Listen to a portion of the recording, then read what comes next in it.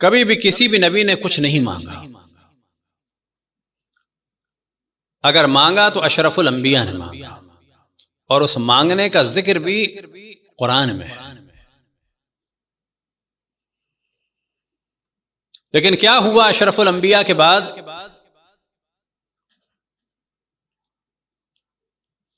جو بعد میں ہوا وہ تو ہوا، لیکن جو کچھ بعد میں ہوا اس کا دار و مدار تھا منافقین کے ان کاموں پر کہ جو وہ کافی عرصے سے انجام دے رہے تھے، اور اس میں خاص ایک ایسا وقت آیا کہ اشرف الانبیاء دنیا سے جانے والے ہیں پیر کے دن، تو جمعرات میں ایک واقعہ پیش آیا کہ جس میں ایک نعرہ بلند ہوا منافقین کی جانب سے، اور وہ نعرہ تھا حسبنا کتاب اللہ۔ لیکن اس نعرے کے لگانے والے نے کتاب خدا کو بھی شک میں ڈال دیا تھا اپنے پہلے والے جملے سے، اور وہ جملہ تھا ان الرجل لا یحجر، کہ یہ شخص بکواس کر رہا ہے۔ یا جو بخاری میں کم کرنے کی کوشش کی گئی اس جملے کی شدت کو، تو کہا گیا قد غلب علیہ الوجع، کہ اس شخص پر بیماری کا غلبہ ہے۔ الفاظ بدل دیے بخاری نے، لیکن نتیجہ ایک ہی ہے۔ چاہے یہ کہا جائے کہ یہ بہکی ہوئی باتیں کر رہے ہیں، بکواس کر رہے ہیں معاذ اللہ، چاہے یہ کہا جائے کہ یہ بیماری کے غلبے میں بول رہے ہیں، یعنی بیکار باتیں۔ اب اگر آخر وقت میں بیماری کے غلبے میں معاذ اللہ غلط باتیں ہیں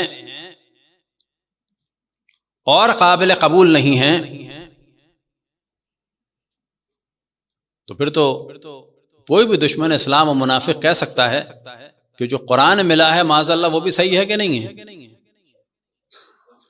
تو منافقین کی جو سازشیں تھیں وہ چل رہی تھیں، تو پیر کے دن اشرف الانبیاء گئے تو جمعرات کے دن یہ سازشیں عروج پر نظر آتی ہیں، اور وہ دن تھا واقع قرطاس کا، کہ جس کو صحابی جلیل القدر رسول اللہ صلی اللہ علیہ وآلہ وسلم جناب ابن عباس نے کہا کہ یوم الرزیہ، کل الرزیہ، سب سے زیادہ مصیبت کا دن جو تھا وہ تھا۔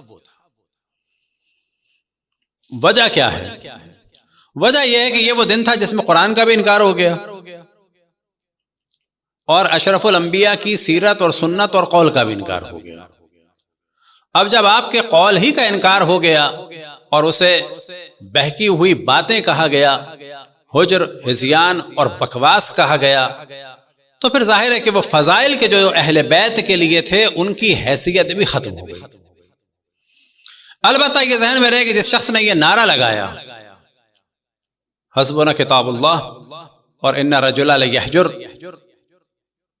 ان کی خود اپنی معلومات کا یہ اندازہ تھا کہ اپنے خلیفہ بننے کے زمانے میں جب کسی نے سوال کیا کہ جب پانی نہ ہو غسل و وضو کے لیے جنگ وغیرہ میں یا کہیں اور تو کیا کیا جائے، تو انہوں نے کہا کہ نماز نہ پڑھو۔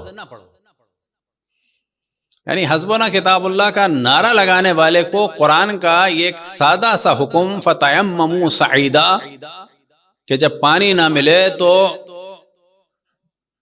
ظاہر زمین پر اور مٹی پر تیمم کرو، اس کا بھی علم نہیں تھا، اور نعرہ یہ تھا کہ حسبنا کتاب اللہ۔ معلومات کا تو یہ عالم تھا۔ البتہ اکثر صحابہ کی معلومات کا یہ عالم تھا، کیونکہ سب سے زیادہ پریکٹیکلی جس چیز کی ضرورت پڑتی ہے وہ کیا چیز ہے؟ غسل و وضو ہے۔ وہ بھی لوگوں کو معلوم نہیں تھا، اس کے لیے بھی اصحاب کے پاس جا کے نہیں پوچھتے تھے کہ غسل کیسے ہوگا، جناب عائشہ سے جا کے پوچھتے تھے۔ یعنی بڑی عجیب بات ہے۔ آج یہ شور مچایا جا رہا ہے کہ دین ہم نے اصحاب سے لیا ہے، آج یہ شور مچایا جا رہا ہے اگر اصحاب کے اوپر اعتراض ہوا تو دین ختم ہو جائے گا، کیونکہ دین اصحاب سے ملتا ہے۔ تو بابا اصحاب کو تو غسل کا بھی نہیں پتا تھا،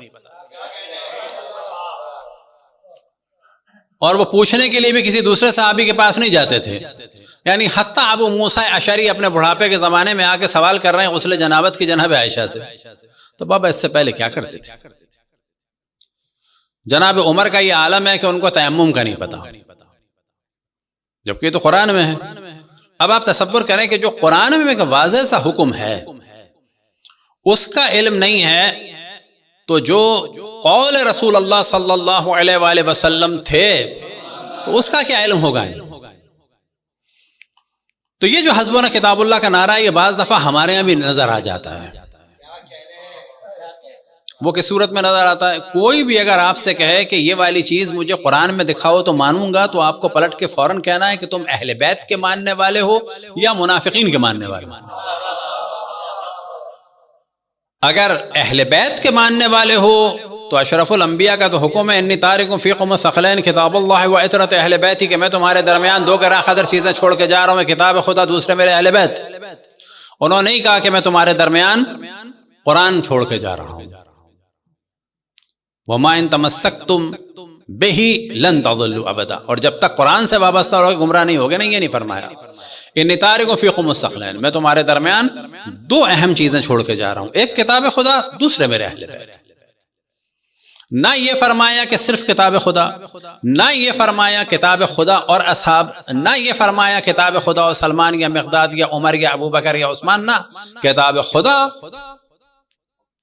کتاب اللہ و عطرت اہل بیت. تو ہم جو صراط مستقیم پہ ہیں وہ اس وجہ سے یاد رکھیں.